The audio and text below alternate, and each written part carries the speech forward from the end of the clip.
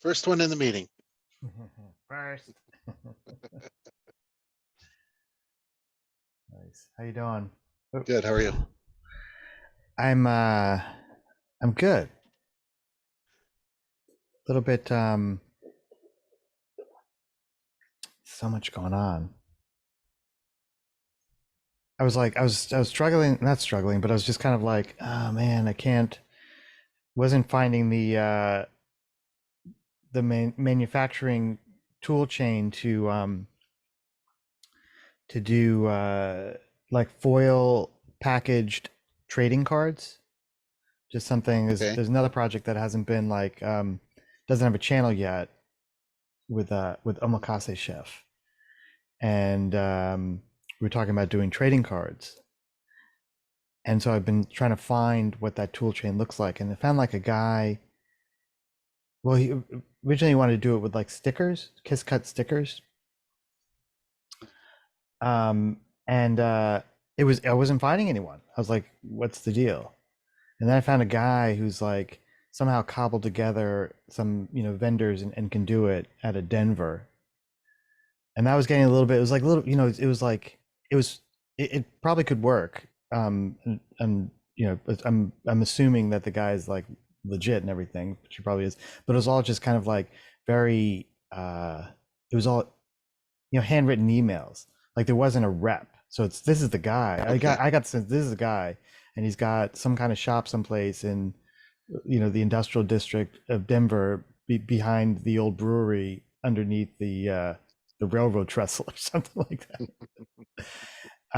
So there was that, and I was like, kind of looking at that, and just like learning the vocabulary of the whole system. And I said, like, look, I've never done this before. Like, what's the deal? And he's talking because he's using, I guess for me they sound just like normal things, but for him they're technical idioms. He's like, well, how many versions do you want per sorted pack and this kind of stuff. So he's clarifying that. And then we were sort of thinking like, well, maybe we don't want to do the stickers. Maybe that just adds too much complexity if no one's able to do it. Maybe we're just too small for that. We don't have the right network. And so then I just started looking. It's like, okay, foil packed trading cards. Does something pop into your mind? It's like, the card, yeah, like, I mean, like baseball cards. I don't think they usually, trading cards of that, yeah, it's the usual thing. And like that, I'm just kind of like, okay, so how do you even do that? Like, who's the guy that you can talk to do that? And I had one place in Pennsylvania. I was like, great, domestic. This will, make short work of this. And they weren't getting back to me. So I'm like, who are these people? It's just like one of those things where you're kind of like a little bit, you kind of want the thing to work, but you're also kind of like enjoying the Journey. exploration. Yeah, the journey. It's almost like it would suck if there was just like one page on Amazon where it's like whatever you want. Just click the button and you get it. It's like you go through that process and you're learning, again, like the language around it, who does it, all the, you become, if you're like a quick study, like I feel like I'm a quick study with a lot of these things. It's like, all of a sudden you can talk the talk. Hey Joe, I'm going to need 14 of those WRQ 473s as soon as possible. Yeah, the backloading dock. We just need that thing taken care of. So that's been fun, but I'm doing another version of the work kit, and so I've been like deep into that, and with the partner that, oh my god, the mosquitoes are here already. The the partner that I use for that, which are pretty easy peasy. I was, I was searching for these for the, I'm trying to figure out the terms foil package, and then I'm thinking like, oh, this could be, maybe this becomes even more complex, but also fun in that they're machines that will print on those foil packages. So now, oh, okay, cool. Like I love that stuff. Like I would look at, it's like, you get one of these machines for like $600. Like, man, okay, that just opens up a whole world of projects. I'm not going to do that. I don't have any room for a machine. Um, and I was like, wait a minute, these are my guys. I've been using these guys for years. Like, and they do the foil package, and they're like, here's the Okay. template, and it's just that their website is so baroque that even if you knew what you're looking for, the only way you could find it is to kind of come around back and ask Charlie, who's out in the back by the back loading dock having a smoke, like, yeah, I'm trying to find this thing. Is like, oh, we do those things. There would be no index on the site. Matter of fact, their site features their fried chicken scented playing cards. That's Yeah. it. I I leverage Google site search a lot when I have sites like that, or just big sites Mm. in general. You just put site colon and then the URL and then whatever you're looking for at the site, and then it'll surface whatever pages are Oh, immediately. That's that's a a nice little magic trick. incantation. I'm sure I must have known It about is. that, but that's great. That's good. Yeah. It's a good Mhm. little wizardy trick there. Yeah. So you asked me how I'm doing. That's what's going on. Dre, how's the rig doing? The rig is doing well. There's a car just outside that's about to get jacked up and taken tires off. So I'll try to keep it muted when the impact gun goes. Wait, what are you talking about? So I my rig is inside a Oh, warehouse. that's right. That's right. That's right. Yeah. Warehouse is basically it's my dad's mechanics shop. So my brother is got his girlfriend's car pulled in and he's taking the tire off and changing some stuff and so that's what's going on today. The real deal. It's the real deal. Yeah. Because sometimes we would say those things and that's not actually happening. Really happening.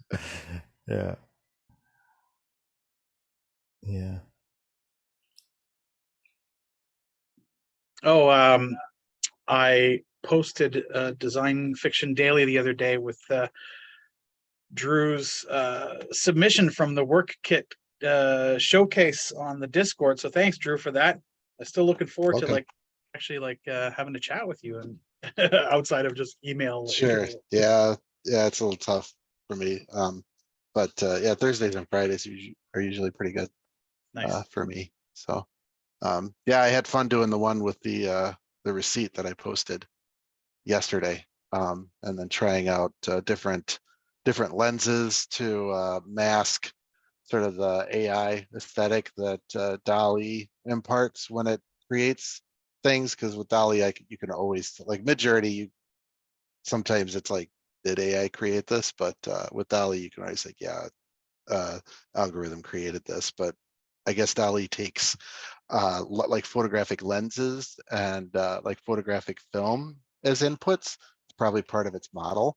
So if you put in the lens first, and then it'll render an image as if it was through that lens. And so I started using like plastic lens and lomography to get like weird like fisheye stuff, and it really kind of masks that aesthetic pretty well. And then it just had fun doing the typography on the receipt and trying to make it a little wonky because the receipt was a little folded and stuff like that. So that was fun to do.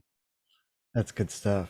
I feel like when I see those go by in the Discord, I wanna find a way to feature them somehow. Not necessarily in the Discord, but to the larger, I mean, if whoever's doing it is cool with that, like almost, Drew, it comes back to our thing about like the feed, the RSS feed stuff that we were talking Yeah. about, Yeah. is to, just have a channel or like a if you go to 128.7 megahertz on in your RSS feed, you'll get these, every once again it's like drip, here comes like another one, and the way you guys are featuring it, which is beautiful, which is like, here are the cards, and then here's the artifact, or maybe we find a way to break it up, like, here are the cards, as one image, here's the artifact, and I don't know if it even needs like annotation, or because it does something when you start seeing them. For me personally, just kind of like, oh man, because I usually never created a context for people to share them, or never encourage people or whatever. So you never really know what's going on. You're just kind of like, well, something's probably going on out there in the world with these. So it's really cool to see them, and especially Dre, seeing your morning imagination Pilates exercises, design fiction dailies. Yeah, it's good for my core.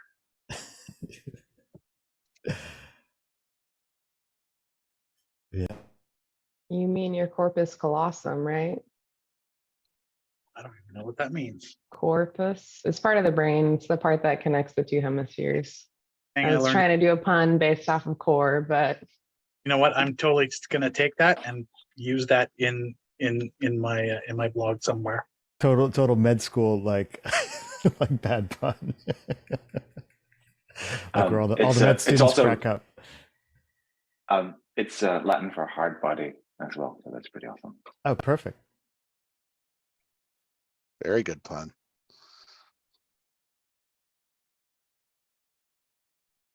Randall, what's the report from last night? How was the in-person session?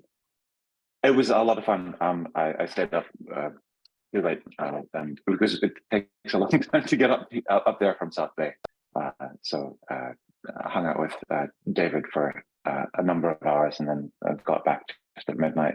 But it was really great to be able to catch up and talk to folks, and talking to Joe about what physical objects are and how you can make them was really eye-opening in terms of kind of expertise that I don't have, and so it was really neat to hear that, because a lot of the time, even when somebody's an expert, I still know more than their thing. But yeah. wow, Having somebody Brandel, who- really put everyone in their place. Sorry, but no, there are people who definitely know more, and many of them come and hang out here, so it's really awesome. It's good to know that about yourself, because then you don't get your hopes up too high for new social interactions. I feel like that's going to be, an archetypal folly, like Murphy's Law or something, but it'll be like Brandel's humility. As soon as you brag about something in relation to everyone else, something happens.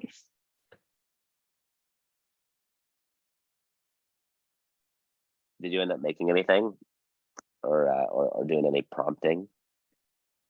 No, but something that we did come up with yesterday, the friend I brought up from Apple, then from New Zealand, actually, I dragged him over several years ago, was, you know how new Apple Silicon Macs, the fan doesn't spin up because they're so good at things, making an app that just does that, so that it simulates the fan sound, so that you have some sense of the level of activity that you're subjecting your computer to, and then maybe adding more stuff to it so that it has different timbre to the fan sound based on your network activity and your RAM saturation and stuff like that. So started out as a joke, but just having something that gives you subtle sort of environmental cues. So I look forward to getting that and demonstrating it as a thing that can help keep developers and programmers more honest, because yeah, there are a lot of the times when people were building stuff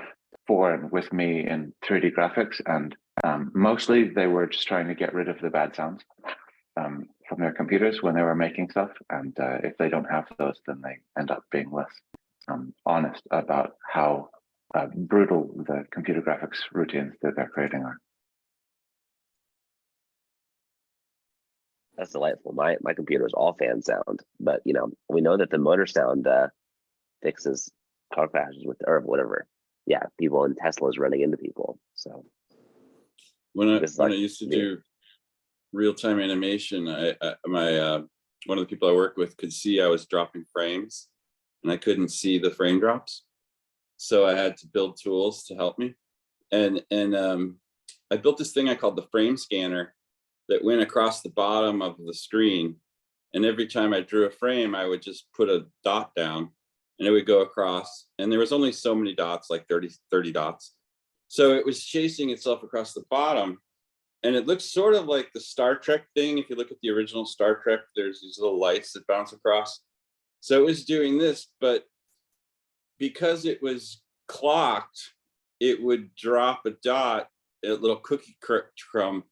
And if I was dropping frames, what I noticed was I would have these 3 dots in a row, and then 2 dots, and then 3 dots, and then 2 dots, and then 3 dots, and then 2 dots. And so I built a little visual tool that helped me see the frame drops, and it was really useful. It became a whole thing.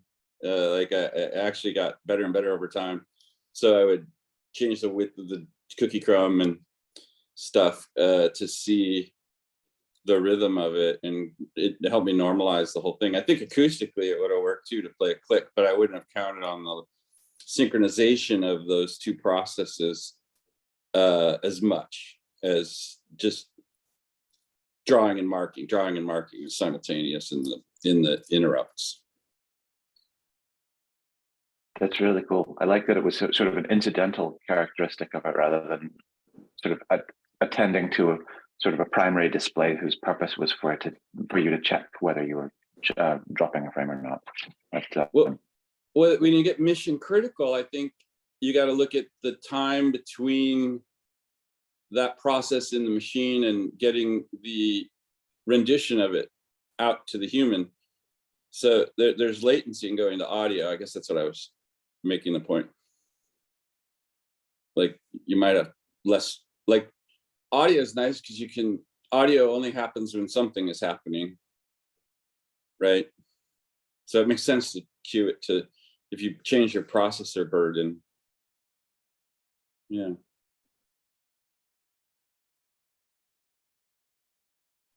So yeah, it was fun. We'll probably do it again pretty soon. People, because Joe's media studio is in Sunnyvale, and I am in Sunnyvale. I suggested that there's a place just down the road from me here called Beefy's Cabin, and that if people like bad things, then they might enjoy going to Beefy's Cabin. So at some point that will happen. I'm in Santa Cruz, so I'll show up. Yeah, that's good for me too. Fun.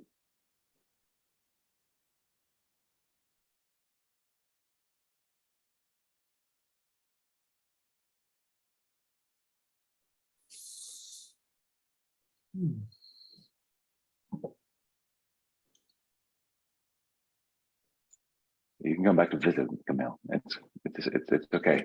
They haven't revoked your passport. I don't know. I'm not a local anymore, Brandel. People are just going to look at me like a dirty gentrifier. Where'd you run off to? I am in Altadena, which is part of, the megapolis of Los Angeles, to go to school. Oh, nice. Is it nice? I don't know.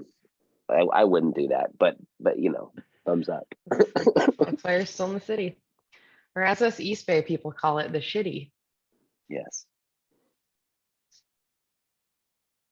But better pavement.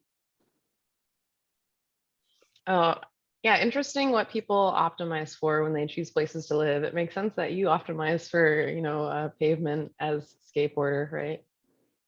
Yeah, it's pretty much like my first, I guess I didn't realize I was an urbanist until I started listening to the podcast, and I was like, oh, all these things that these people care about. That's me. The 15-minute city, the 20-minute city, all this stuff. And I didn't realize that people measured this type of thing. Right? But You can measure anything if you try hard enough.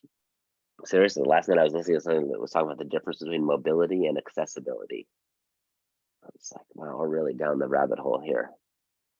But what's weird too is that there's so many people who are on podcasts who are just like all talking about things like it's the first time this language has ever been discussed, and then Julian recommends a book from 80, and it's like it's already been dealt with. I was reading a book yesterday from 1930, and the same conversation has already been had. I'm gonna start posting pull quotes for the General Seminar 28 from a book that was written in 1923. 34 or something. There's a great book called Noise and Man, and I don't know what year it was made. It was like an industrial science engineering book, and talking all about sound environments. And there's literally a paragraph in there that talks about how the acoustic environment of the manufacturing space can be loud in these frequencies, and you have to really protect these frequencies, because by the time somebody's been in this environment for 25 years, they'll be deaf. And so you want to protect these frequencies. So even once they go deaf, you can still understand speech. They were really trying to just make sure by the time you were retired, you were only deaf in these frequencies. It's terrifying. That's ridiculous. But I can recommend Noise and Man as a text to look up. What is it, like a 459 page big book from 1973? No, it's like it's a slim engineering book. It's a little handbook.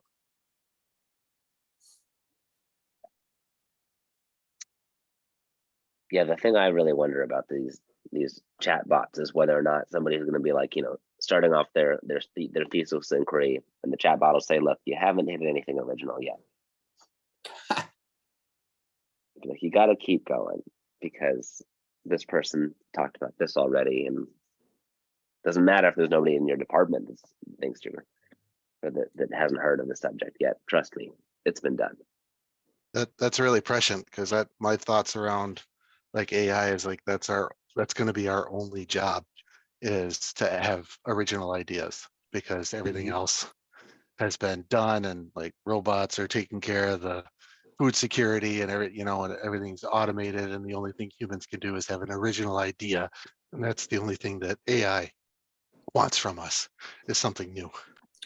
I've been trying to use it to mass out old ideas that it knows about, just trying to get it to tell me what it knows. And if it can map the old ideas, then it can show you where the new ideas will be. So it's going to be thick.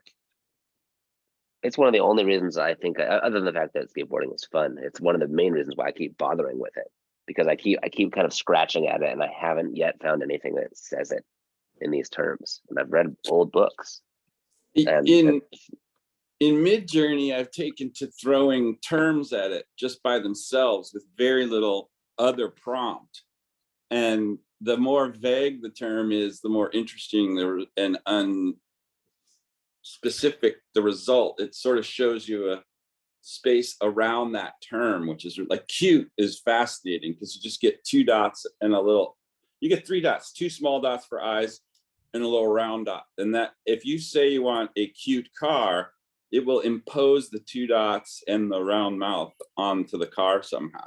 It's like you're dosing the Midjourney with like just like it's like it's a little bit high, and you're just saying you're giving a Rorschach test for it, like or just a little dose of psilocybin, and it's kind of like, well, I want to understand what a specific token, what influence it's going to have. So if you think of it like composing vectors, then every vector is going to push it that way or push it this way. And the order of them matters because it's a multi-dimensional space. So you can't compose things in commutative order and expect the same result. You've got to deal with the lack of commutativity in word order. Yeah. I mean, I kind of like that. I mean, I enjoy I think it's for me, one of the characteristics, I'm doing all these things for this Auto Trader magazine from the future. And I love the way it just kind of makes me almost, it's actually it's close to addictive, like just driving me in this direction to see how it's not even like how bizarre it could do. It's more like how you can, it's like having a new, it's like the collaborator thing again. It's like, okay, so if I say this thing, moment you're talking about there, because I understand, like, it's that you're in a feedback loop with your own imagination, and this guy's an enhancer of some sort. He's like it's like having a studio assistant who's really good and can work really quickly. Yeah. Well, to me, when I was programming in my original environment, it was sorry, just one thing, minus in the ability to have history. So you can't say like, oh, could you make that one feature a little bit less protruding, which you could with like a regular, human, really good studio assistant. The inability to be specific and get it to amend something that's already generated is super frustrating. I think that's what you're saying. Yeah, like you can't be like that thing, but now could you add a third wheel? Yeah. Well, that's sort of what I've been playing with, because I've been actually putting concepts in parentheses and then like trying to chunk it a little bit. So if I want to amend something in one part of the image, I can amend it in another, in the prompt. And to me, that loop, I want to talk about this, is I concept something, I have a concept in, oh, there's that idea I forgot about a long time ago. Let's see how that plays. So I have this idea, and then you have to verbalize it, and your verbalization skills, I've never had an unequivocally fair listener. So when you type your concept down and you send it in and it comes back with a visual, it's your responsibility if you put these sentences in this order and you confuse the person. It's not the other. The AI is an unequivocally neutral listener in this way, because you can restate it again and again and again and again and doesn't get bored. I mean, that's fascinating. And so the ability to articulate from concept to verbalization is huge. And then you send it and it comes back with these aesthetic choices, and you're in your visual matrix and you choose some visual things and you reprompt and you send it in again. Now there's this like feedback loop. That's where I think the addictive moment is, because you're finally in a relationship with something highly intelligent that's responding directly to what you're saying. That's the nature of the addiction right there. That's not is that addiction? Or is that just rapport? I find it fascinating that I can get in this loop between multi-stages of the way I think, and any part of it, like I can expose the text. I can, like you're saying earlier, I want to see these artifacts in the image stream. It's producing a material flow. Like I can go back later in my Discord stream and pick an image and expand it again. I agree with what was said earlier about it's going to be the last job on earth, just trying to find the creative thing that hasn't been said. But what if it can happen immediately, why do you need to spend your time writing a PhD thesis if you can have the idea and ask for the thesis and just read it? Well, I think that's the question, right? Like, how long is it going to take us for it to just be like, look, there actually is abundance and you're all lying to yourselves, and here's how you restructure your society so that you can all have a nice, healthy breakfast and chill out. It'll be a couple weeks. Like, we've scheduled the work crew to fix the sidewalks, and vegan breakfast is on the way. Chill out about your particular perimeter. It's not under attack anymore. I don't think people, to me, it comes down to like, what is your vision of the other, right? And so sometimes when you toss in these weird words like cute, you'll see like just 3 dots, but then you'll say something like, what was an interesting one? More emotionally tonal ones. Well, sometimes you've seen the thing about the weird woman who has just like a default. She keeps showing up in all sorts of people's different, renderings. And, I think that there's a set of archetypes in the latent vector space that's sort of like the Tarot. Like there's just icons in there now. And so uncovering those is going to be interesting, because it's like derived rather than produced.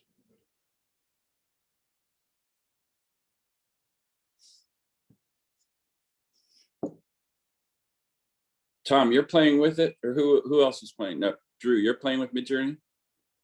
Yeah, until my minutes ran out, and then I went back to using OpenAI as an API to do DALL-E, to wait for my minutes to refresh. But about the original idea, and I posted in the chat, I think original research too, feeding that into AI, like new stuff for it to eat, right? I think that's like, especially like research about humans, right? Because that's who it's interacting with, and I don't know if it'll be able to do that, even if it's got all the sensors in the world. We'll be able to synthesize research quite the way that humans can, like ethnographic research or something like that. Really?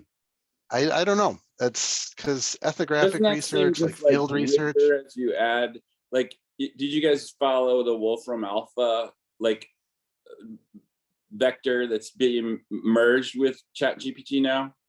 So all of Wolfram's rigor and mathematical prowess and accuracy in terms of facts and the whole notion of a markup knowledge base that Wolfram's been working on is just going to become adjacent to ChatGPT, accessible at a symbolic level internally to the token space, as I understand it. So the ChatGPT will be able to make statements, test them against Wolfram, amend its statement, and then present that. So it's going to be a whole level of rigor to it that's not there.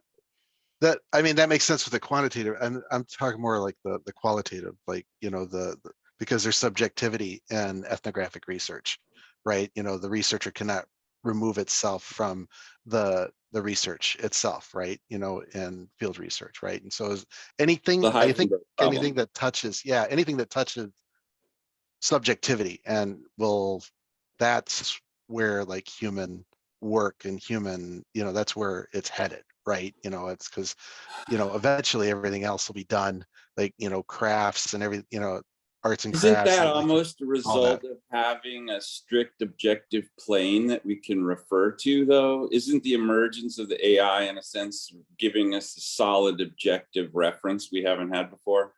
Because you can just say, hey, what's the recipe for snails? And it'll give, it's sort of like Google search, but it'll contextualize it and tailor it. And, now we both know how to make snails, So like, doesn't that common reference force our subjective perspective into sort of relief? I guess is in a way that we've never had. That's why everybody's like, this is our last bastion. This is the last thing we'll ever do as humans. This is our sacred space. It's our little perspective. I wonder if Jan Chipchase has played around with this stuff yet. I don't know. It seems like field studies are going to remain relevant because there's so much like a reappropriation of things too. So many things get put into different configurations than was expected. So I don't know, the uncanny or the sort of the detour still seems like a relevant thing to try to understand. I don't know if any of like are the appropriation aspect, if I can find and appropriate a better lifestyle or way to do something, and that generative model helps me find that and bring it to bear, which seems like it will be good at, then I'm going to assume the world starts to be more efficient and work better, because the whatever, appropriation is such a loaded capitalist term and cultural term. Honestly, as a white guy, I feel like cultural appropriation is what my culture does. So, fuck you, I'm going to use that is sort of the imperialist like endpoint. But I'll be honest, that's a very culturally white thing to say. When I worked with the Athabascan tribes up in Alaska, the thing I learned is that the noble savage is a total fantasy, that they're thousands and thousands of years of genetically proven strength is to use every last piece of every frickin' thing you're given. And so when you give them bulldozers, they tear down their sacred mountain because they can get in there now. And they get it, sell all the J, because now we can dig it up. And they have literally no like, oh, nature's, we got to preserve. That's a fantasy of that's a counter will. That's a piece of counter will in the imperialist zeitgeist. I think in the context of sort of field observations in sociology, ethnography, that novel observations actually, while we're piling things into novel thoughts and creative thinking, novel observations and encodings fall into that category as well. That by definition, ChatGPT is trained on existing observations of language, and Midjourney is based on existing observations of visual media. And so it, by definition, only has the ability to create and associate latent spaces with things that have been observed.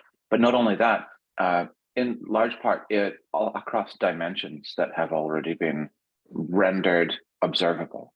So that means that it would be able to know that there are horizontal lines. But because Midjourney doesn't have any sense of spectral imaging, for example. It doesn't know anything beyond the red, green, blue value of each of those pixels. It doesn't know absolute exposures. There's no more information for it there to know about the world that's in it. It doesn't know about the depth of objects. It can make inferences, but it's hard. And so with what people do, back to sociological and ethnographic research, like the sort of people have to effectively, within some distance, model parameters of what people are and how society is in order to be able to develop a corpus of any kind. And so let's talk about the evolution of ego and self in and of itself, because like, to me, the current contemporary state of the human mind is a piece of ego software that's running on a piece of hardware that used to run songs and memory and didn't really have an individuated self to the degree that we have now. And I think we're on a journey where we're going to become the breakdown mode of schizophrenia is evidence of the kind of fugue state of voices that we used to have in our minds. But that fugue state was coherent because we grew up in a coherent small community that had thousands of years passed down voices. And those voices as archetypes were singing songs to our ancestors all the time. You heard your grandmother over your shoulder, and she was listening to her grandmother all the way back thousands of years. And now you throw digital media and everybody's voices are separated and schismed. But I think there's a kind of coherence behind it that the AI's clustering, and you shake into that every artist that ever lived. And now I can sort of say my vision into it and see that rendered in high quality with their lens, in a sense, informing me. And I think the whole notion of like self is going to dissolve or change in a way. A good example of that is like I watched kids walk down the street in a group one day. One of them's on the phone, heads down. One of them's looking around for things to do. The other one's at the back of the group talking to some friend who's distracted. The whole group itself was functioning like I would have as a kid. I would have had to be aware of the street. I would have needed to know where I was navigating. I wouldn't have had a phone in my hand probably. But the personality of the whole group was sort of split up to each member of the group. One was doing the eyeballing. One was, planning the next thing where they were going to go. It was really interesting to realize that the self I was as a kid didn't exist in those kids. Oh, there's kids today, they don't know. But it's like they've changed the function of that social group in a way that it doesn't work like it was when I was a kid. That's fine. But I think that's going to keep happening. And the idea, like, how the commonality of media forms, we all get trained up to know the same characters, to have the same little jokes, the in-jokes that we all share. That's fascinating. That's different. That's a new kind of personality. You see what I'm saying? So I think that's the kind of stuff that's going to grow up as we all start interacting with the AIs. Like my custom experience with my personal my AI avatar. How do you say that? My avatar. That's better. I'm listening to this conversation and I'm reminded of a line that an old business partner of mine used very affectionately. He would say, no system is ever going to be foolproof because fools are so ingenious. And it just was one of those moments of, clarity of, human creativity will continue to be human creativity in ways that cannot be anticipated. And, we still see that all the time, it's yeah.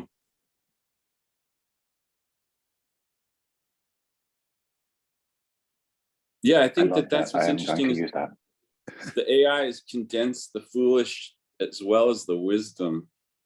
And like on the AI forum I follow on Facebook, the conversation about tits is amazing. The conversation about almost any human picture, somebody's gonna step up and complain about how it's mischaracterizing, misappropriating. Like that is, you know, it's amazing that we can condense all of human art history into a box. And this is the same thing I think, Julian, you may have heard me say this back in the VR days. We're going to be able to change the color of the sky. We're going to be able to change the color of everything in the whole environment. And everybody's going to show up in a meeting like this, and it's going to be socially inappropriate to adjust those things. We're going to invest all this infrastructure in being able to change the color of the sky, and then you're going to get in a room full of people and everybody's going to be too timid to adjust the thing, you know. And that's sort of like, will the fools, just for making so many boob pictures, turn everybody off of AI art? And will Mickey Mouse, will Disney freak out and kill AI because Mickey Mouse could be, you know, Rule 34 now? You know, like there's going to be just ridiculous problems, but Mickey's going to be a big part of it if you haven't followed what's going on there. Yeah, weren't they working to extend the usage rights? Like Disney was looking for an exception to make sure that he stayed out of the public domain. They did that once already and extended all of copyrights 25 years, like 20 years ago. And strictly because the mouse was becoming 50. And so now he's about to become 75. And, you know, I do understand commercial artists opting out and not wanting their styles taken, but it's also sort of like, that's never gonna work. And why would you opt out of art history? As an artist, wouldn't you want to be in the record, be part of the AI instead of opting out? That just seems so fucking backwards. Is there a certain fear or something that is not, you're not able to describe? Like I've been, you know, when I was, I mean, you remember this, Brandon, from back in the day. It's like I was doing like wet photography, right? I was walking with Paul Berger over in the photo department, and because he was a great guy to talk to, and he also was like, "Hey, here's the key to the darkroom if you ever want to use it." And oftentimes you just kind of, you know, in a really expansive kind of photo program, you're studying other people's art, aren't you? You know, like you're looking at Stephen Shore. This is the way he composes, and oh, what kind of what do that? Yeah, what film is he using?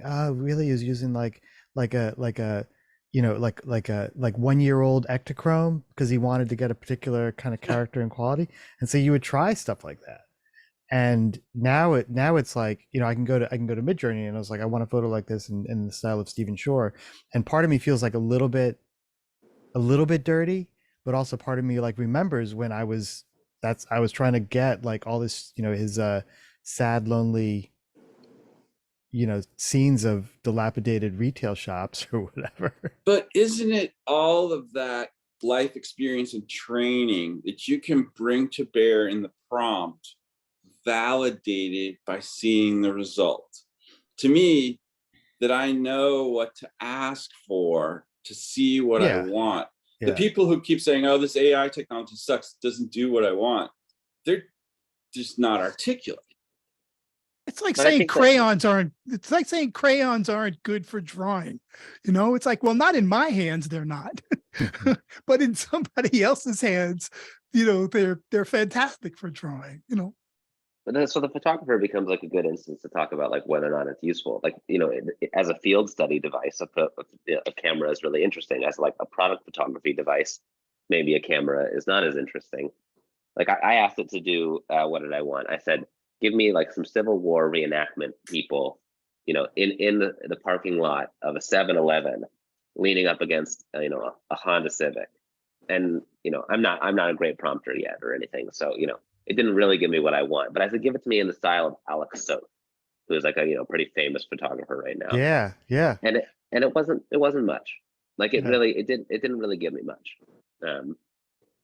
I'll post it in the feed, but the thing I'm learning is that if you give it, and this is from studying these general terms, if you give it the right set of general terms and you don't hassle the details and you let it just generate then you pick from what it visually made.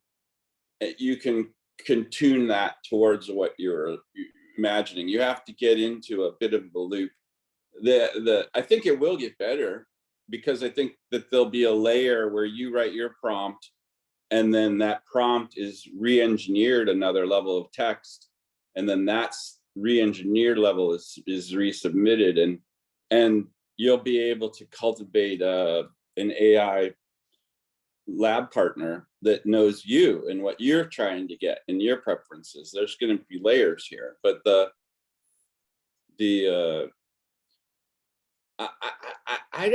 I think it's fascinating, because the way it exposes how our minds work, like the verbalization, conceptualization, see it, pick something, see it some more, rewrite it.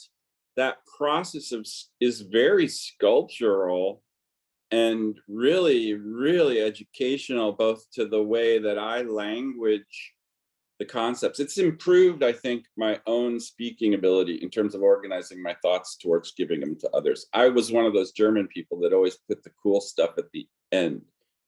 And so if you don't know where I'm going to land, you're all, blah, blah, blah, blah, finale thought, and then everybody gets it. But like, if you put that civic in the front of your prompt, you're going to see a civic. You're not going to see Civil War guys. So you got to get the sequencing right. And a lot of the time you'll say Civil War guys leaning against a civic with guns and flags. And so the civic gets the guns and flags instead of the guys getting the guns and flags.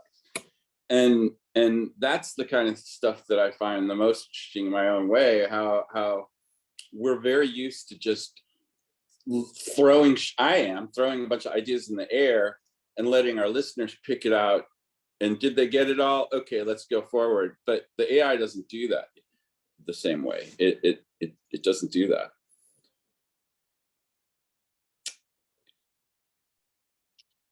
A lot of the time I talk, I don't really have a specific point. You guys are so nice. No, this is really great. Yeah, I think the only reason I'm any good at prompting is because of Dre so far. So I'm interested in sort of like learning more about the specific techniques that are being developed in this particular space. Because Dre kind of sent me along to some plugin for Google Chrome that was like, oh, you load it up and it's got a bunch of sort of existing prompts for you. They're not nearly as good as anything Dre's told me to do. So I'm really crap at prompt engineering, despite trying really hard. So you have to. I'm not sure why, and I don't know if it's like because the tools I'm using, because I like to make up words that don't exist in the current lexicon, but in my mind they make a lot of sense. So Tom, I see you raising your hand. Tell me about your experiences. I agree. I feel like I'm not really good at this. The stuff, it's fun, but it's not particularly, productive in the way that you'd like it to be. It's kind of like, I have a tip. I'm shitty at this, huh? I have a tip for you. Write the prompt as if you were reading an art forum description of the thing on 2 pages after you saw the picture, right? So you're now reading, 1979, the artist's name, the medium, and then, a quote with whatever they were talking about or whatever. Write it in a little bit. Think about what the AI trained up on, and it was always in those kinds of formats. It has those kinds of structures. So if you write like you're the art critic describing the piece that you want to see, it will often result in the thing that you want to see. And I've gotten a lot of value, a lot of fun. And this is something where you look at it from like the innovation perspective and also like, wow, by saying 2 different artists, like I strongly recommend putting Norman Rockwell up against anybody to see how much structure and composition and components and personality he brings to anything you're working on. You just put a little Norman Rockwell in there. So but the point here isn't just to do Norman Rockwell, it's to do 2 different artists, to find those places between this and this. Do you see what I'm saying? And like I use Peter Max and Norman Rockwell a lot. You get great colors, you get really fun poster kind of quality to it compositionally, but you know, so finding the space between two things is sort of an excellent way to look at it too. And yeah, and I use a lot of commas, and I don't write anymore. I noticed that I just start the description of the thing, comma, comma, comma, comma, period, next thing. So it doesn't really have to be grammatical. It's more like you want to use lists. So like, I want a Civic. If it doesn't know what a Civic is, you could say, you know, small car, 4 wheels, silver bumper, you know, antenna, you know, and that makes sure it puts all those things on to the thing that, you know, if it for some reason, you know, it doesn't get it right, it helps. Like a lot of the time, if I'm wanting a person, I'll say a person and I won't do the person right because it'll be too close. So I'll say shoulders and hands, or I'll say, you know, their feet, show head, show feet, and you'll get both, the whole body, you know.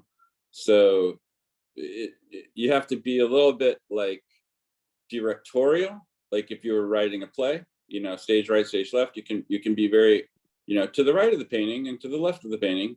And sometimes I'll think something like highly detailed, a very intricate medieval illuminated manuscript by Norman Rockwell and Peter Max, showing a complicated scene with a complicated landscape. Landscape will get you things besides just the subject matter. So, you know, or you could just say a still life, and you're going to get a table with things on it, unless you say, you know, outdoor still life, and then you'll get grass and, you know, like implicate a lot. And then, you know, with a window showing a mill, and okay, that'll do something. But as soon as you say Dutch, you've nailed all these things to the wall with the still life. You're going to get very strict. So to me, what I really like about, maybe that's the part of the verbalization part is fun, is I studied a lot of our history and culture, and to me, you know, like it just lets every piece of that work. So I think that's where the value is in the future for people, and that is saying still the innovation. How do you synthesize this with that? And what are the vectors in the space that pull the whole thing rather than just a specific? Let's open up some space for, in case there's anyone who wants to talk about project updates. No, Kemp and Sam are here. If you had anything, Kemp. Random's on his. I don't think he drinks coffee. I'll talk forever. Like yeah, just keep going. I don't mind. Yeah, it's all good. I remember something. I got to tell you, because you know, it's wonderful to kind of connect again, or you know, yeah, likewise. I remember there's certain things that are seared in your memory. You're always like, where did that come from? And I've for some reason I just totally remember this. You saying this to me, like it was right now. And you said this, I don't mean this in any kind of like, but I remember you saying, I was like, man, that is such an enlightened thing to say. Yeah, this is back when was that? Like 1990, 91, 92, something like that. You said, he said, you know, and one of the things I want to do is I want to work on my listening skills. And I was like, I've held that so close, because I was like, I'd never heard anyone say that. Oh, that's beautiful memory of me. Yeah. I still am working on it. I can tell. One of my slogans is listen to whispers. Listen to whispers. I was like, isn't this guy who said this to me like 23 years ago? Yeah. I listen to whispers, and mind the gap is actually on my bracelet. You know, mind the gap in the British sense, right? Yeah. So to me, it's like the air gap is this technical gap where I can see it on my screen, and I wanted a recording of it, but putting an electronic recording in the loop slowed it down, my real-time system. So I realized I could use the air gap and put a video camera and just record over the air gap, the same thing I'm using to see the material. And so the air gap became a thing. And then I realized when I'm talking to people, like we've got a technical electronic gap between us in the air gap here between us, but we have a relationship, right? And so I'm up in my head, you're over in your head, and there's this functional gap between everyone. And so if you don't mind the gap has no mind. But if you mind the gap, then your mind is immediately adjacent to their mind, because they're not probably minding the gap. They're lost in their mind. This is part of the listening thread, right? Does that make any sense to anyone? Nobody's even nodding. I stopped listening, to be honest. Ah, Well, I was now trained as a psychotherapist, so all of this is yeah, deeply ingrained in my bones. So, you know, yeah, you're learning- used to, you reflexively bring your mind right out to the person's surface, right? yeah, it's well, it's a particular mode of presence that you know, you enter into if that's the nature of the interaction, that intentionally, that, you know, you can intentionally essentially I don't know, sculpt your presence to the appropriateness of the moment. And so when I'm listening to my wife talking about something, that minding of that gap between us is very different than when I'm listening to someone with whom I don't have a, you know, 50-year history, you know. So it's there are all of these, which is why I made the comment about decontextualized. You said something about fairness that I commented on up above, that, you know, AI is when I'm talking, you were looking for some kind of objectivity in that sense of purity. And to me, that means decontextual. And so when I'm listening to someone whom I don't know, then my default way of interpreting the gap is, you know, shaped by, you know, all of these, we can't escape our historical contextual presence with one another. And we're speaking a common language, you know, so it's the degree of phenomenological kind of fidelity. How close to the metal do you get, you know, kind of a thing? Like how close to, you know, Let me some have one kind more of idea in here, which I call primacy. room temperature. And like, I've learned over time to try to keep it room temperature. I want to just dance and play. I'm like that, but I've learned to keep it room temperature, or else people don't enjoy the room. And so, but like, I can talk here because A, smart people, B, opportunity and all that, but the room temperature here is a little bit more fluid because people's minds are not up here, they're in the room. And so that fluidity, volatility, I think is a key part to fun and to learning and to the moment, that presence in the moment. So when you're with your wife, you're probably both really quite in the room, in that, you know each other and there's a sense of safety there. So I think minding the gap is also like being in the room rather than just lost in your head. But I was wondering if you were, when you engineered yourself that way, as you first started to talk about, are you, because it's a therapist thing or whatever, an analyst thing, aren't you fundamentally a little bit more passive than maybe I'm inviting? Well, there's a moment to moment aspect to that passivity, as the way you put it. There is a receptivity, but then there is also, when I was doing psychotherapy, there is also an implied contract of interacting. See you, Camille. An implied responsibility to essentially make something of the interaction, right? Because we're here in order to do something, right? We have a horizontal purpose in these conversations. And so I'm not just kind of going, wow, that was pretty cool, you know, and thinking about, no, I'm in the room as an intentional presence. And sometimes that presence is very passive, and other times it's called in another way. Well, holding the space itself actively or whatever is well, I totally follow what you're saying there.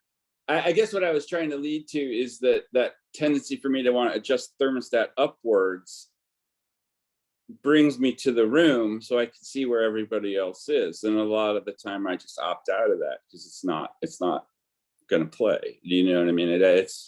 It's an interesting problem. And I think that's what's so, again, back to the AI, fun about it. You can ask for whatever you want and it delivers.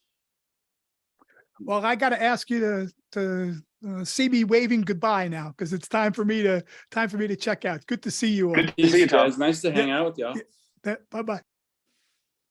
I want to get in loops with anybody who's doing projects if I can contribute to anything meaningful in the process as a designer. I'm, rendering or visualizing anything. Julian, I have some motorcycles and other vehicles I've got in my library I can send you. I don't have the prompts probably anymore. Yeah, Random, if you want to link, I sent you a friend request. I'm happy to chat with you about skateboards offline. Oh, fun. I can't see who's talking there though. Oh, sorry, it's me in the pink square. I'm just. It doesn't show your name though. Oh, really? Weird. Yeah. Aaron. Oh, Aaron? Yeah, but you'll see it. It's a request from Daisy. Both are good. Just like you've got two names, same deal. Cool. Something, just thinking about your sort of point about conversational stuff too, like, it seems like your tendency, it seems, is to like hop in like as the thought is almost concluding from another person. You don't get to do that with AI, right? Like AI is going to finish, like the prompt is going to finish its point, and then you get to respond to it. I just wonder how that's different for you. Yeah, I am a very energetic listener. That's what I call it. And I get super stimulated by what people are saying. It links up in my brain. And then a lot of the time what comes out seems unrelated unless I can get to my destination of 3 thoughts in a ring before to bring it back around.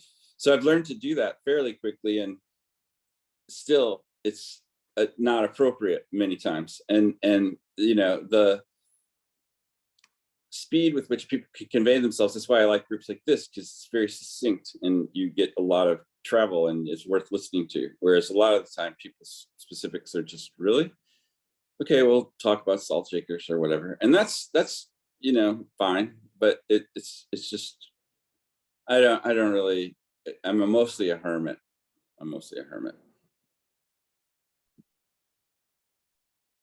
Quality signal is hard to find. Sashi, I've never seen you before, and I don't know if you're new here or not, so forgive me, but hello.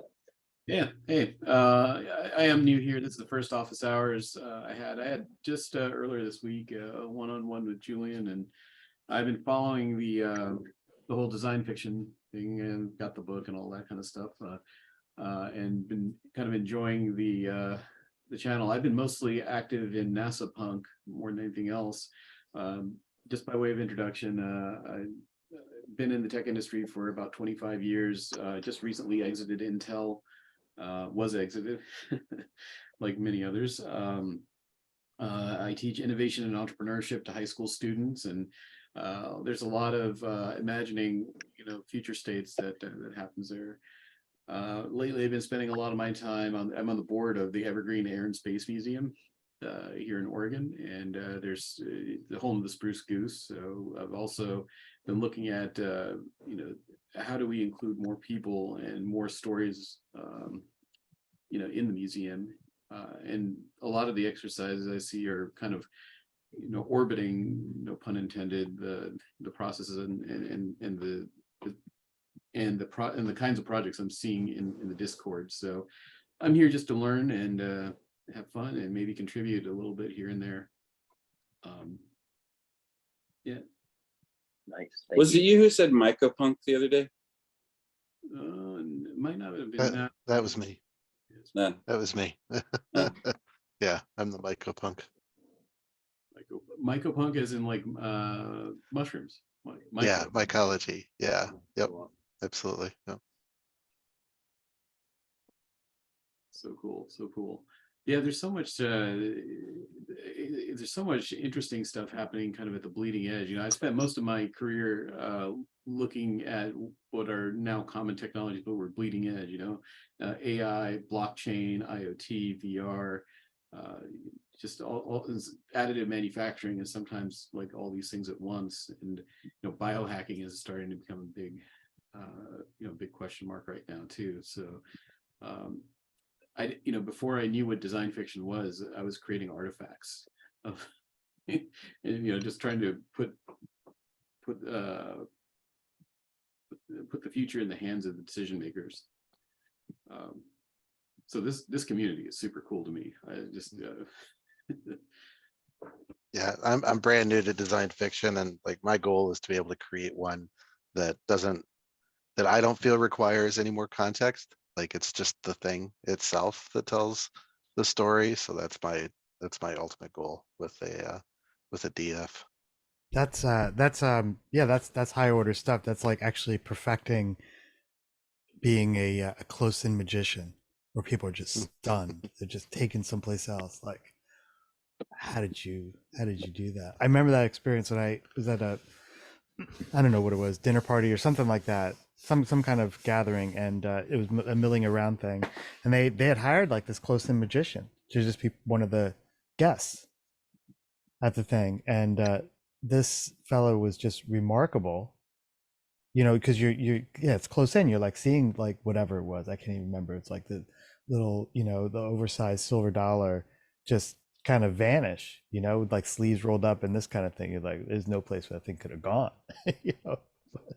And it was less the mechanics than the technical aspects. It was more like where I went, you know, like the feeling that I had of seeing something unexpected and inexplicable, you know, and you're just there, you're in the world with the guy, whatever he did. And I found this book. I think you guys, some of you heard me say this. When I was this wonderful bookstore on the other side of town in Los Angeles, when I was living over there during the pandemic, and it's like I saw this book and I kept going back to the bookstore and seeing it. I was like, I gotta get this thing. It's called The Amateur Magician's Handbook. And Nice. you know, when you're working on the manual of design fiction at the same time, it's kind of resonated, the handbook and guidebook, and it's like, and it features like more than 200 illustrations. So you're like, okay, well, this is it. This is like, I'm going to have the illustration about how to do these things. And the thing that this stood out for me is like, no, you can read this over and over and over again. You're not going to become a magician. Like that's 20 years of actually doing it, you know, and screwing up and getting over probably the worst thing of that sense of like, I'm no good, but pushing through that, you know, like just keep going. Because you can have all those kinds of moments of like of cognitive self-doubt, but it's like, no, okay, I understand that what it takes to get there. Are you talking about dexterity practice and stuff with just the art? You know, whatever, like all the things that happen as you're trying to become skilled at something. You know, the magician thing is just like for me, it's just a reference point, because it's like, oh, if I read this handbook, I'll get the instrumental details about how to be a magician. And it's like, no, a magician is something else. That is someone who is able to really kind of take you into this sense of awe and wonder or delight or kind of surprise, which doesn't come just from doing the mechanics. Like what Dre already left, like a good auto mechanic doesn't just know how to replace a spark plug. You know, like they're one with the vehicle in some sense, Right. or, you know, like they're Jedi. Just because you can wield a lightsaber doesn't make you a Jedi. I love how you always take it Artfulness. back to the childlike, because I'm watching my 7-year-old push through, or trying to push through, you know, being able with the manual dexterity, just with like drawing, and you know, but watching that process, it's a very childlike experience to be bad at something and just to have that fortitude. And I think that's something that adults lose, right? Mm. It's like adults will like, they'll be like, I give up, you know, somebody else will do it, some other specialist will do this, right? You know, but like a kid, he's like, no, I'm getting this, you know, I'm going to draw this thing and it's going to be perfect, and if it's not perfect, I'm going to tear the house up, you know, kind of thing. So I love how you make those Yeah. connections back to that state. And I think this is where I'm, you know, maybe that in particular, but you know, my whole thing about like the imagination is like, at some point, how do you keep that? How do you keep that you know, all those kind of characteristics that I think many of us has probably experienced when we were younger, and hold on to those and bring them in. I think this kind of collective of people here probably have, but in general, how do you hold on to that sense of awe and possibility and like persistence and perseverance when you get into a world where it's like, I don't really need to deal with that. I mean, there's someone else, or I can, you know, if I need to apply a tourniquet, I'll just call 911 and they'll deal with it. Like I was learning how to fly these little tiny remote controlled planes, these little tiny $30 RC planes you could get at Toys R Us. They just had a little FM transmitter, and you could literally fly the biplane in your room. It was small enough to just circle in your room. And so I'm out in the driveway flying this plane, and I'm having a freaking ball. It's just great. You can have a total flight experience in your backyard, in your driveway. So I'm doing that. And this guy parks his car across the street, and I'm like, look at these planes. I like fly it over him and around his head, and I fly it back. I've never seen anything like this in my life. I'm having a ball. He's like, I don't have time for this. You'll be a kid. Yeah. I just stop screwing around. Yeah. You're a grown man. Totally Stop screwing around. And that's not going to save us. That kind of attitude is not going to save us. It's even like I was with a friend and her daughters who I just love. They're just young. I don't know what they are, like 8 and 10 or something. And we're walking in Santa Monica, and I've got my dog, and I saw some guy ride by with his dog on his back, with, you know, in a backpack, and I have one of those for my dog. And so sometimes we go, and I just yelled, I was like, hey, a dog riding a bike. And I was like, one of the kids was like, yeah. And the other kid was like, why'd you do that, Uncle Julian? Like why'd you yell out?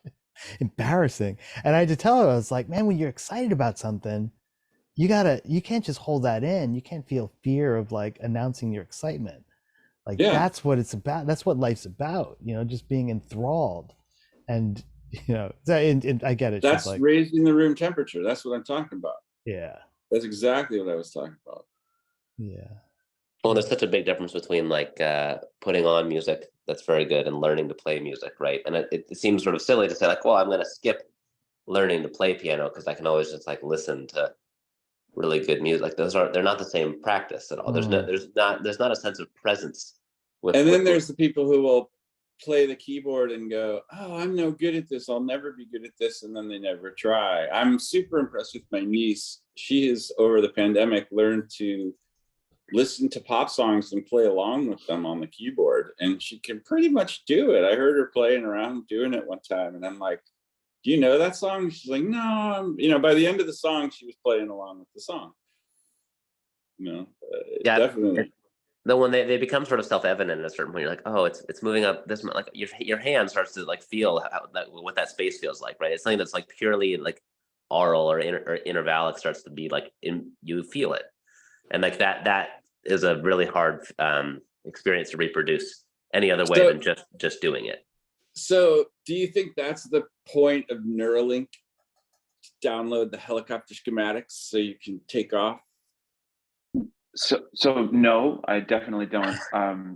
That's like, do you know David Eagleman at Stanford?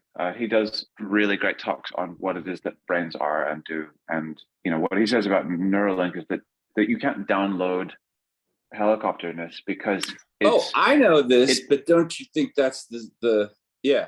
I mean, please tell me what. So maybe the people who made Neuralink, maybe the people who fund Neuralink, and Elon Musk thinks that you can download helicopterness, but none of the researchers down to a single person would believe the reality of it, because the like knowing how to fly a helicopter is the result of having the latent space of your brain modified in fits and bursts over a large sort of and comprehensive kind of shape. Like, people who know how to play violin have a certain fold in the surface of their brain, and that's through really hard Scrabble. Wow. But you can visually register it. Another thing that Eagleman said. So like, yes, you would be able to learn those things, but no, it's not easy or fast. There's a project to insert electrodes in the gyrus which is responsible for forming long-term memory. So as the spiral of input goes to the center, it spirals around and is encoded and re-encoded and re-encoded until it moves over to long-term memory. And so they want to put electrodes right there so that they can capture that particular neural pattern of the individual, not extracting meaning, but just store it so that they can reassert it later and reprise the sense of memory from the earlier experience. It's not a trip, but it is really perfectly encoded. Yeah. Yeah, so I think there are ways, like that's the thing with things like Neuralink. There are definitely ways in which being able to have routes in and out of the brain will be phenomenal. It would be really fantastic for the ability to kind of read and write, understand things, and provide stimulus as though there is a structure somewhere.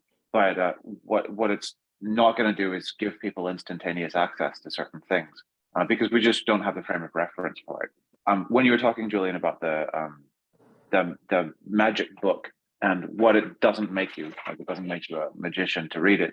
I was thinking about I've been thinking about like thin knowing and thick knowing, or narrow knowing and wide knowing, and just the comprehensiveness of the set of activities that we have, that the ways that we understand moving our hands in a certain way or conducting design fiction in a certain way, and the way that repeated activity sort of thickens broadens the sort of the scope of how well we understand the possibility space of doing something, and that like a magic book or a book about magic, like it provides hopefully the narrowest possible thread with which you can kind of bring your actions and then your reflection on your actions through those things to be able to create a first foray into widening that out, and that hopefully it is wide enough. And often with books and other artifacts that are supposed to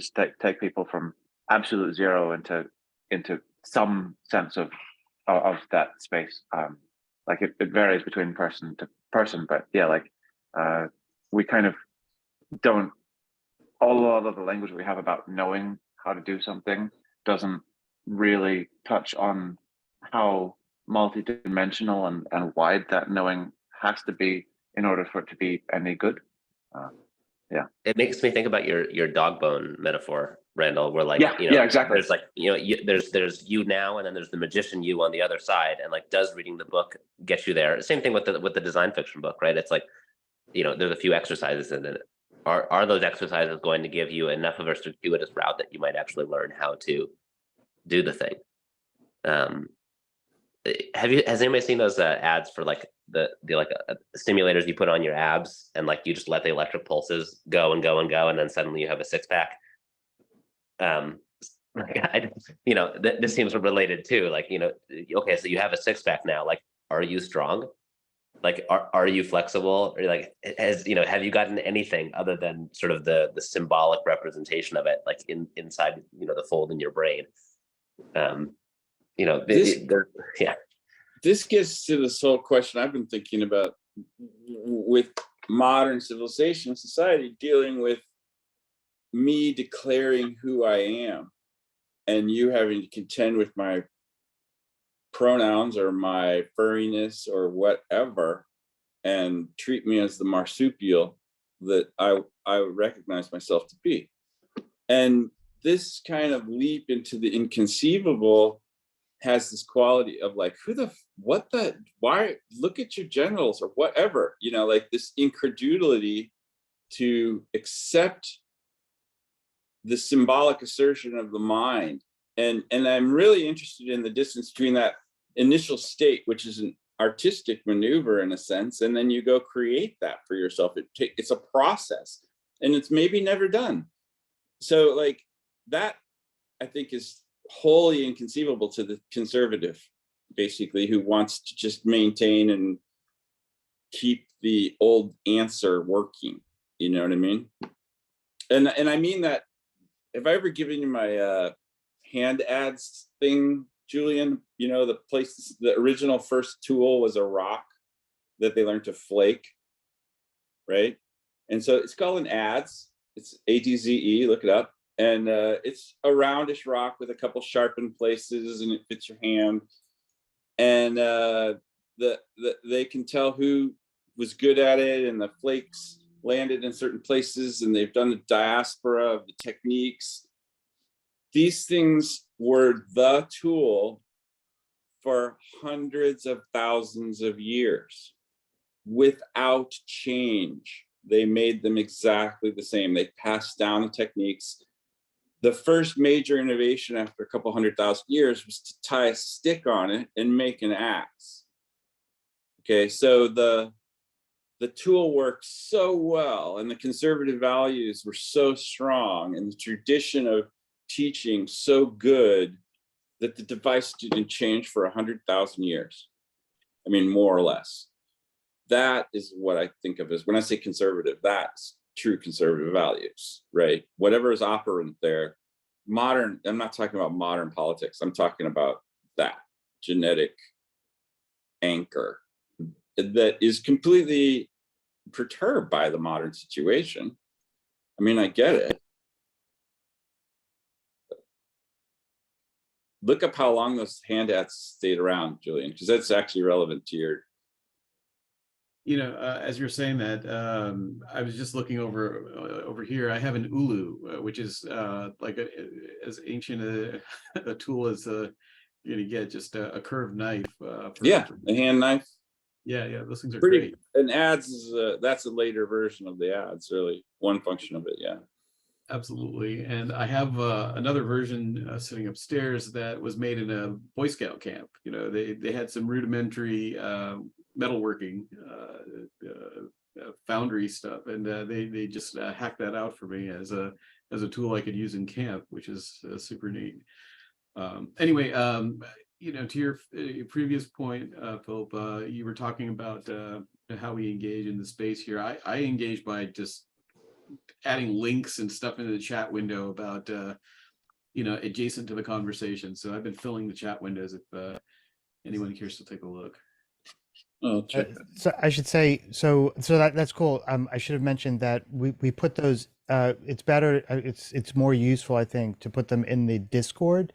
There's an office. What is it called, Brandon? Like office hours chat. That way they have more history than they do here in Zoom, because like once we close the Zoom window, they're gone. Like I get a text file, but it's just easier if it just goes right in there. Which is, so that I'm just saying that for future reference. And then people see like a little bit of you know, stuff, you know, what happened in office hours. I mean, I upload the video, but that'll do. I'm gonna say this like as politely as possible. Like we do need to leave space for other conversations, because office hours, we oftentimes, I totally get it. You got to teach me how to do it. Yeah, Random, I love you to death. You know that, I know. my friend. You got to find me a place where I can be useful, so I can be useful and not have. Because I love this dynamic that's going. I totally get it. I have 3 ideas I want to chat to you about, and so we should make our own copy and yeah. Let's do that. I'll send you a special one that will maybe give us, you know, more time than the usual. Thank you for being so nice to me. I appreciate it. Of course, my friend. And I love no, you I mean death. being polite about it. I'm terrible. Yeah, So. I know you. Yeah. Which is awesome. Which is another reason why I'm so excited that yeah, I don't know, that we just. No, I'm really working to amplify what I hear, and more than anything. So yeah, I love what you guys are putting out. And I totally did that. And I think you know, like the things that your contributions within the Discord, I think they'll only grow and become more, you know, resonant and generative for sure. It's just that in office hours also, because people come because they want to give a project update on stuff that we're working on and all that kind of stuff. But I mean, yeah, so it's just something that I guess I really tried to be quiet for the first 20 minutes. It's one of the things that yeah, I just take that on. And the thing that I'm not concerned about, but sensitive to, I guess, in a little way, is because some of the people, you know, I know most of the people in the Discord is here that for everybody. Some won't interrupt you. Yeah. You know what I mean? There's a particular kind of that's consciousness that they're kind of like, well, I feel a little bit awkward, and this guy's so clever and people seem to be resonating with what's going on. I shouldn't say anything, so I'll just leave. Kind of thing. No, left turns left. Yeah. I don't know. It might, you know, I don't know. There are other dynamics that we can experiment with, which is like the Maybe we just need instead of a coffee, we need a end of the evening beer. Yeah, Like I'm off the social sauce. hour. It could be like maybe it's like AA, like you just go around the room. Yeah. I don't have you- anything to say you know, today. I can't. I don't feel like talking about it. There's a discussion technique I use with my students that for those especially that have you know, a volume of things to say, that they're given a budget of like a couple sentences, and then they have to invite someone else to speak. Hmm. I mean, it's really for students who are learning how to converse as opposed to just do a brain dump. But I found it instructive because it forces me to listen a lot more. I've heard 3 and then me, where you let other people, like you make sure 3 other people talk, and then you come back. You know, I have substitute teacher friends who do that kind of thing. I mean, maybe just, you know, to your credit, Julian, like I've spent a lot of time on the internet as a lurker. I very rarely find places on the internet where I actually want to talk. So, you know, thanks for that, because that's like even within like little subcultural spaces where like I have some influence, I actually don't want to say anything for that same reason, because I don't want to have some kind of like target on my back, you know. And it's really nice to sort of be in a space where it feels like there's just a lot of smart people who all know they're smart, that are just like, yeah, fuck yeah, like what do you have to say? Mm-hmm. Yeah. It's legit like a good game of ping pong. You know, it goes around the table and it gets more interesting topspin, and Yeah.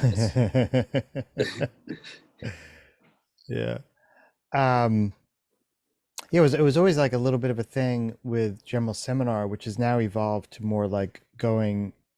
Before it was just we do General Seminar, you do the thing, and then people come back, and then I would just be like, okay, so who's got something? And now I go through each of the breakout rooms. So I was like, room 1, what's your what did you find when you went to the future, kind of thing, and then room 2, and that kind of constrained it, because but even before it worked out really well, because I would say in the description or in the emails and stuff that went out, I'd be like, silence is totally amazing. Like we don't need to fill the space with chatter. And so there would be these gaps where it's like no one would say anything for like what seemed like, you know, in most circumstances, excruciating amount of time. well, that happened once or twice today. Yeah. No, It was nothing.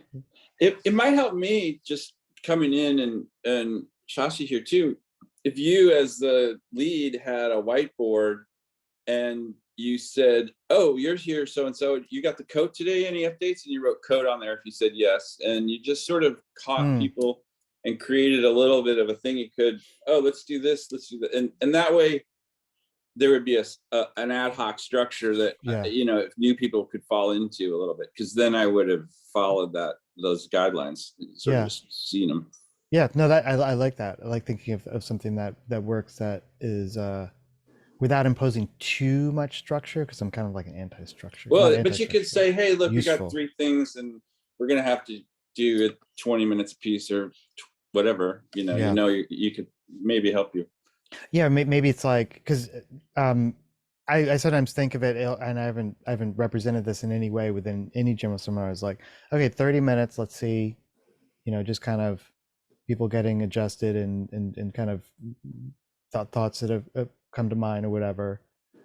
And depending if there's like big stuff to report, then start reporting back on project status, so other people can kind of, who aren't able to come to workshops and wherever, know what's going on.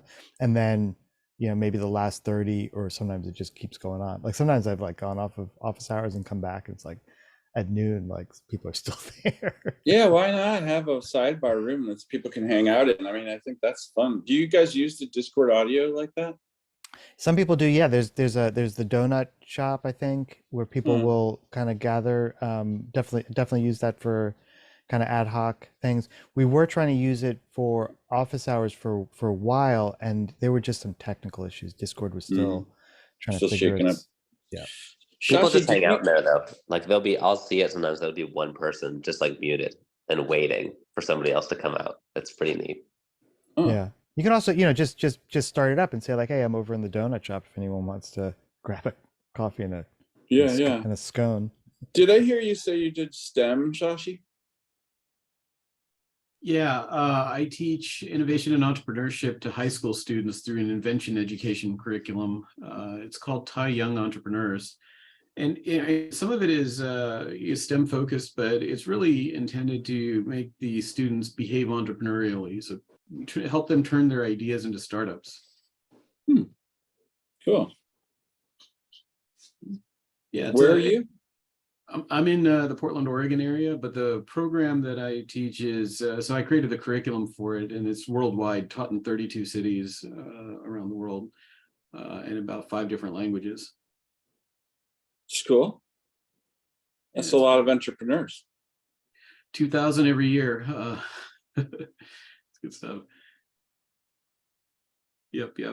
It's funny. There's so much that we do that's just all lean startup. So customer development, design thinking, rapid prototyping. Julian, I might have said this to you, but like I had been teaching them to, the design fiction principles before there was a name for it, like, or before maybe I should say before design fiction was on my radar. So I would tell them, think like 2-3 years out in the future, a little bit like a physical headlining activity. Like, what is this thing going to do? How's it going to change? And build that thing and then take it out to people and see how they react to using that thing and trying that thing. And the things that they build with us, it's not about the idea that they bring necessarily to the program, but it's to get them to exercise that muscle of possibility thinking, and yeah, I mean, it's any single idea is never enough for entrepreneurialism. Yeah, usually it takes like three times, I think. Is that all? Thank goodness, I'm almost there. Yeah, right. Yeah, well, if it makes you feel any better, I've tried 6, and they're all in various states of meh right now.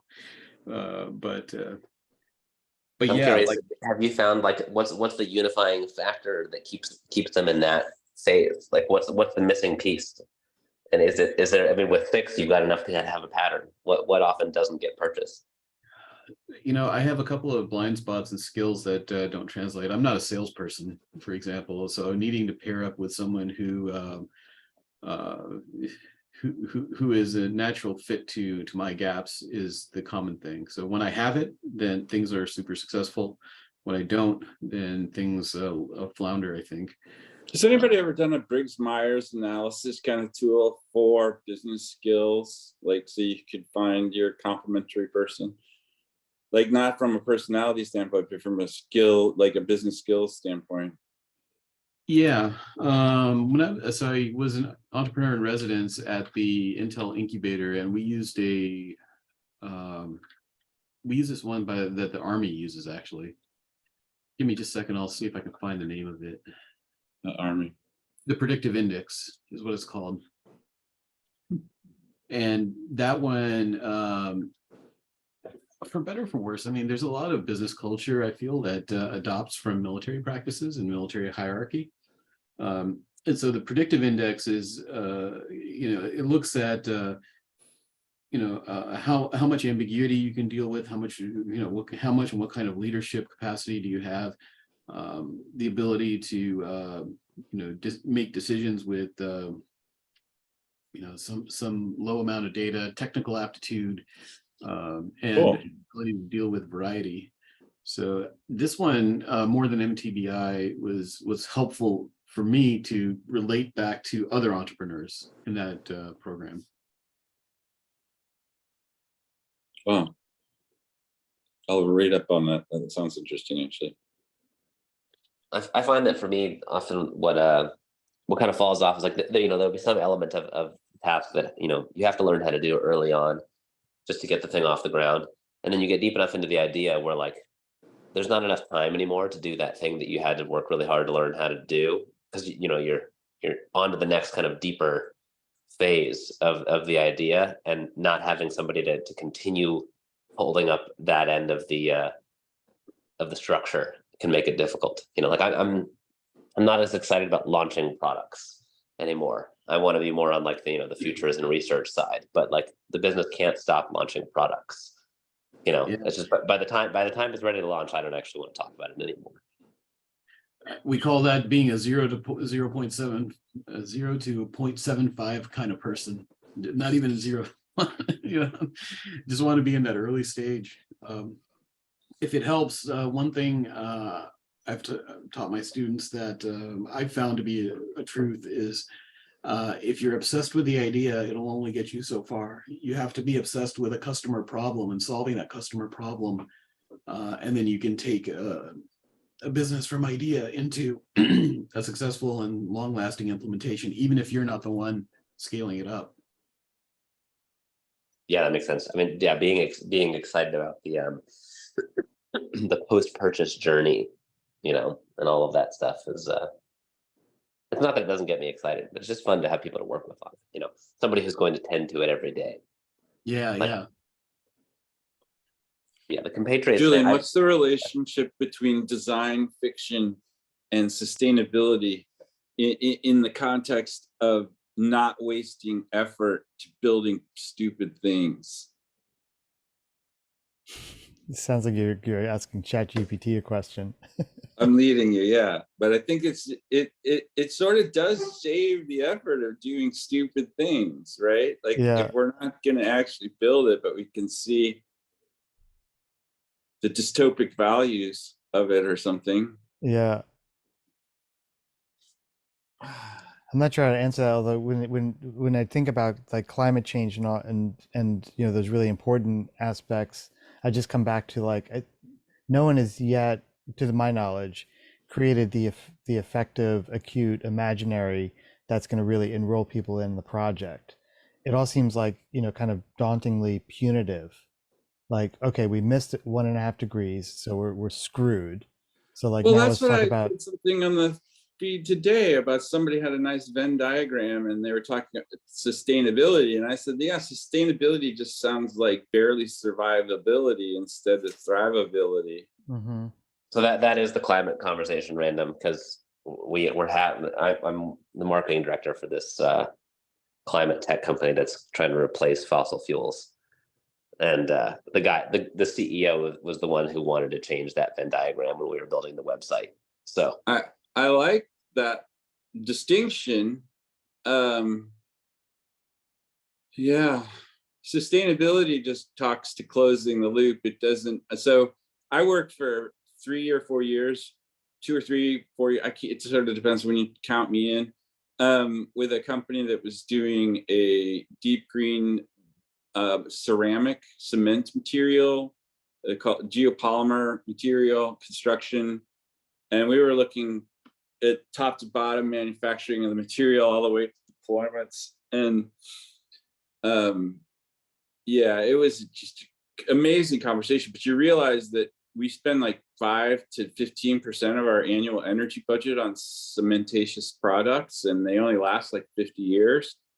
And so if you just change that one thing to a product that lasted 1,000 years to 10,000 years, you're recapturing all this wasted energy, like over the lifespan of civilizations.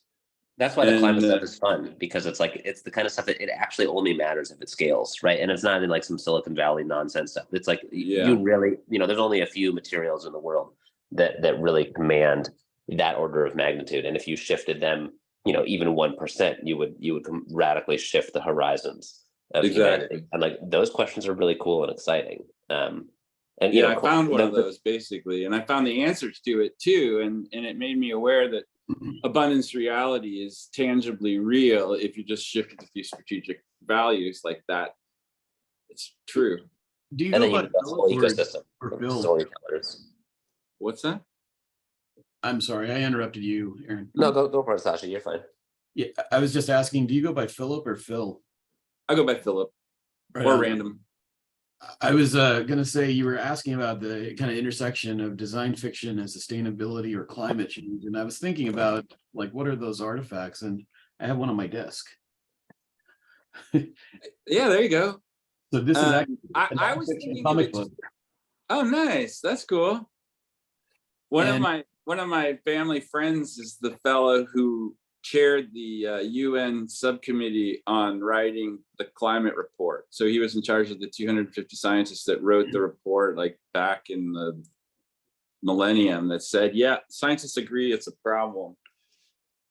Yeah, as you were, I have run into a few climate scientists that have actually done some design fiction work, and that almost comes back to like posters and things like that. Almost always as some form of media or communications, but I feel like they could create a more visceral reaction by artifacts. Like I can imagine my kids, needing like the equivalent of a climate radiation badge. Like those, you have a nuclear plants that turn black, you're dead. You got a fatal dose. Imagine, just little things like that would make it real for people that, hey, you've got more than your allocated carbon dioxide intake, or carbon monoxide, or whatever the hell else we're dumping into the air here. Or maybe even that would be a good project to put into the channel here, is to teach climate scientists how to speak this language. So here's a physical thing. This is the closest I have to a real design fiction. We made this in Tucson. It's a vial of paraffin wax made from carbon emissions and hydrogen. And it says this is a replacement for oil, and it's made from carbon dioxide and water. It's got the contents in it, hard to see, but it's like hydrocarbon wax that tells us melt point, like the congeal point, how long the paraffin chains are and stuff like that. And it says this can become fuels, sustainable aviation fuel, renewable diesel, and more, fabrics and computers, plumbing and toys, cosmetics and lubricants, candles and surfboard wax. Aaron, you got to do something for me. Slap an Estee Lauder label on that thing. Right. Well, exactly. Right. Because the cosmetics industry is a huge consumer of paraffin, and that would make a huge difference. So is there a carbon sequestration a capture that results in that product that's already working? Yeah. Well, okay. So, I mean, if really... It's not sequestration, it's just capture, but it's a way of having a closed CO2 loop if you're burning it. Yeah. So, I mean, you like the technology, the company that I work for is sort of like they're at the center of this. There's 5 elements, right? You've got renewable energy to power the platform, various industrial molecules. And then it's like our platform is the thing that actually takes carbon dioxide and pulls it apart into carbon monoxide. So like carbon can come from anywhere. It could come from a flue stack from a cement plant. It could come from the sky. Like that is sort of, it's not altogether a separate technology, but like where we are is like once the carbon dioxide is sort of like clean, right? Like no, it's a path. Once you make the CO, then it's reactive and you can make the paraffin. Yeah, exactly. Like you take CO2 and hydrogen, you put them into our reactor, you knock off one of the oxygen molecules, and so then you get H2 and CO. And then water leaves the system. That's the only byproduct. And so you end up with something called synthesis gas, and that's just hydrogen and carbon monoxide. That goes into any number of there's a couple different downstream reactors. Fischer-Tropsch makes paraffin waxes. There's another type of reactor.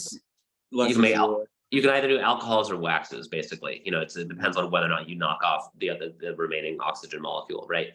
Because you can have CH chains and COH chains. Both of those, though, like you can get any kind of long chain and make. You can make anything. Yeah, it's a nice simple starting point. It's reactive and it's And it's edible. It's like the guy says there's no cats and dogs in this. It's super clean. That's actually food too to some like probiotics, or not to biotics. You can use that as directly organic food supply. That's pretty cool. Julian, I have 2 or 3 ideas I want to get across to you. Maybe I'm just going to say them right now. One of them is called exact change, and it's a blockchain concept I have come up with that is a form of cash that moves in the opposite direction of regular money. It moves with the goods. It preserves the anonymity of each transaction, but it creates a resource tracking kind of value add kind of currency. So as you if you buy plastic with it and you upgrade the plastic and you sell the upgraded plastic as Bluetooth speakers that you printed, when the person buys the Bluetooth speakers, they buy some of this exact change, and that's distributed both to you and to the seller, who gets the lion's share of it that they can convert back to cash. So they get value for upgrading the plastic. It creates an interim fund for recapturing plastic, and it works on everything more than plastic. It's not just related to plastic. So you get a discretionary kind of pool of money, and you can use it for cleanups, and it becomes an option at the time of purchase. Do you want to exact change with this? And they opt into the program and buy the coin that creates this resource kind of value add tracking system. Sounds a little bit like Acorns for sustainability. Yeah, it's concept to, well, cash is great because it's anonymous, but it creates that anonymity creates a problem because you can hide costs that come around later. And so if the cash moves both ways at the time of the transaction, it stops that. That's my concept mathematically. And then like you can see both sides of the balance sheet at the same, like, because humanity has a tendency to only look at the gains, not the costs. Sure. So you illustrate both sides of this way. So the system is incentivizing on a positive side. So cost is a negative, and that's why everything in our civilization is scarcity based. So if I make upgrades and I track that added work, it's a stake of work kind of situation. And that makes sense to add value to the whole network. So there's a point of growth in the logic of the coin. And then that value is tracked over time, and it's part of the responsibility to the material itself. So there's like a conversion basis for the mass that you've moved and bought and cared for in return. And that might go up in value over time. So the coin represents that. And then it also might be deprecated because that particular PETG was downgraded last season, and we're going over to this one. So there's ways of selling it back and all sorts of stuff. But eventually you get in a material economy that has a group of users who are invested in it by having bought the material and earn the coin, and then they can determine and help determine the material basis for the coin going into the next season. So it's sort of got this episodic kind of market to it as well. But that's one idea. And then the other idea is called Earth Ports.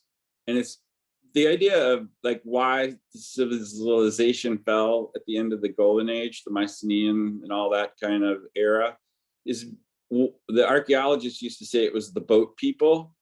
That's what they called them. The boat people came and they overran this culture, and then the boat people were savages and they went to this nation and they overran them.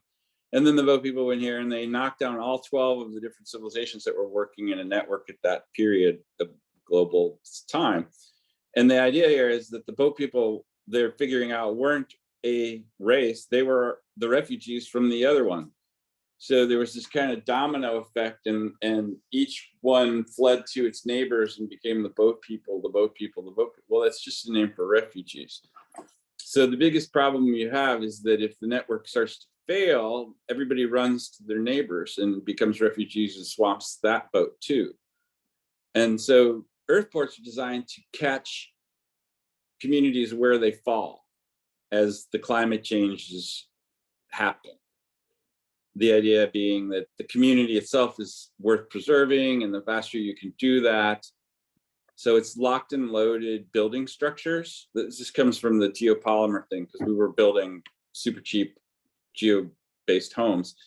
So the Earth Ports are a whole system. And when you guys were doing those garden pictures last month, I posted a few of my Earth Port pictures, but I've got a whole thing to download about that. So, tons of movies on YouTube, research into different structures. But basically, it's a set of container ships that come in and, what is it, Placemaker's Guide? Yeah, that's nice. Is that looks like a descendant of Chris Alexander's book? I don't know. this guy, Nabil Hamdi, I mean, he was invested in sort of similar things, right? Like making structures that are small and ready to go. I don't know how you plan for temperature change or earthquakes or floods, right? Like those sorts of, earth events. Like, I don't know how easy it is to just drop in an infrastructure that's going to sort of like hold The people in earthports place. have 2 steps. There's like, they deliver in shipping containers that you unpack from the structure, which is the stuff you're going to set up later. So you can pull you can deliver in shipping containers. The shipping containers become habitable and a place to store your goods. So if you've lost your house, you want to catch your sofa and your other kind of stuff, whatever you can recover, you can put into the container. And there's still this kind of utility shelf that serves as a bunkhouse. So they immediately become habitable and storageable, and you can recover your life into the containers. And then there's a setup and orient and install period that's maybe a year or 2 long, but you have to capture and situate and then set up. And so that setup period is really a legit design period. And I sort of see the climate emergencies as a chance to upgrade broken, you could fix the rolling blackouts in California if you hung 6 houses off of every single house now. So, and that turns out to be pretty close. If you have like a fire that sweeps through Santa Ana, there's only utility poles every so often, and the survivors cluster around those. And so those power drops are about $100,000 to put in. And so they become survivor points in the network. And then you mediate that with additional solar and battery drops so that they become self-sufficient. And that becomes part of the utility core that then slows the whole energy thing. And the basic answer is, how do you deal with the temperature stuff? Is you bury most of the house. And so by burying most of it, you're also eliminating exterior finish costs, just presenting glazing and energy capture surfaces. Right, earthship style stuff. Yeah, that's why I call them earth ports. Right, no, that makes sense. Yeah, it sounds like you should get into climate tech. I mean, I saw somebody post something. David Murphy shared something on LinkedIn. He was like, 12,000 people just laid off from Google. Like, they should get into climate. See, Sashi. Like, there's, so much of what's needed is the same smart thinking applied to actual problems. Say that again. What is the actual problem there? Oh, just the impending refugee crisis. Hordes of boat people, as it were. Right, there you go. Yeah. People aren't thinking, and that they're not thinking of themselves as the boat people either. Exactly. That's what's. Yeah, but I think we have a hard time doing that wide boundary thinking. And this is I was raised Jewish, right? Nobody ever told me that the way that the Holocaust was sort of orchestrated was based on American Jim Crow, because American Jews were so at least when I was being raised, so enthralled with the idea of ascending into whiteness that they didn't want to do like the sort of true history of exactly like where the plan came from. And so we have like there's this sort of like weird orient, like we're always sort of ascendant towards like power and assimilation, as opposed to sort of like actually figuring out sort of like what were the sort of the upstream things that sort of led to our subjugation. And I think that also the sort of the failure to imagine yourselves as boat people, right? Like it just there has been historically like sort of a Jewish and like African American alliance, right? But definitely less so in the 21st and late 20th century than in sort of like the mid 20th century.